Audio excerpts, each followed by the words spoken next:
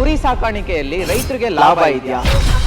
ಎಳಗಾ bread ಅಂತ ಇಡೀ ಕರ್ನಾಟಕದಲ್ಲಿ, ಆಮೇಲೆ ತಮಿಳುನಾಡಲ್ಲಿ, ಆಂಧ್ರದಲ್ಲಿ ಫೇಮಸ್ ಆಗಿದೆ.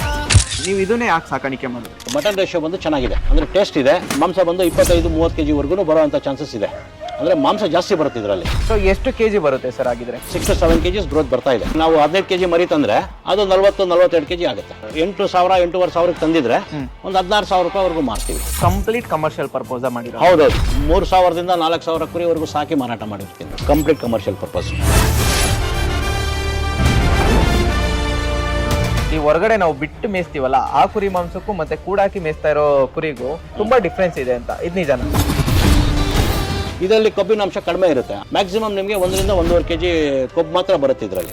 ಅದರಲ್ಲೆಲ್ಲ ಜಾಸ್ತಿ ಬರುತ್ತೆ, 3 kg ವರೆಗೂ ಬರುತ್ತೆ. ಕುರಿಗೆ ಮುಖ್ಯವಾಗಿ ಏನೆಲ್ಲ ರೋಗಗಳು ಬರ್ತವೆ? ಲಂಗ್ಸ್ ಇನ್ಫೆಕ್ಷನ್, ಒಂದೊಂದು ಟೈಮಲ್ಲಿ ಜ್ವರ ಬರುತ್ತೆ. ಜ್ವರಕ್ಕೆಲ್ಲ ಒಂದು ಪ್ಯಾರಾಸಿಟಮಾಲ್ ಅಥವಾ ಒಂದು ಇದು ಮಾಡ್ಕೊಂಡ್ರೆ ಅದು ಸರಿ ಹೋಗುತ್ತೆ.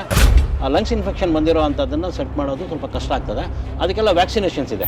ಎಷ್ಟು ಖರ್ಚು ಬಿದ್ದಿದೆ ಇವಾಗ 2 ವರ್ಷದಿಂದ? ಎಷ್ಟು ಲಾಭ ಬಂದಿದೆ? ಒಂದು 13 ಲಕ್ಷದಿಂದ 15 ಲಕ್ಷ ರೂಪಾಯಿವರೆಗೂ ಖರ್ಚು ಬರ್ತದೆ. ಅಂದರೆ ಲಾಭ ಅಂತೂ ಇದೆ. ಲಾಭ ಇದೆ. ನಷ್ಟ ಆಗಿಲ್ಲ? ನಷ್ಟ ಆಗಿಲ್ಲ. ಗೊಬ್ಬರ ಪ್ರಾಫಿಟ್. ಗೊಬ್ಬರ ಪ್ರಾಫಿಟ್. ಗೊಬ್ಬರ ಪ್ರಾಫಿಟ್. ತೋಟ ಮಾಡಿದ್ರೆ ತೋಟಕ್ಕೆ ಉಪಯೋಗಿಸ್ಕೋಬಹುದು.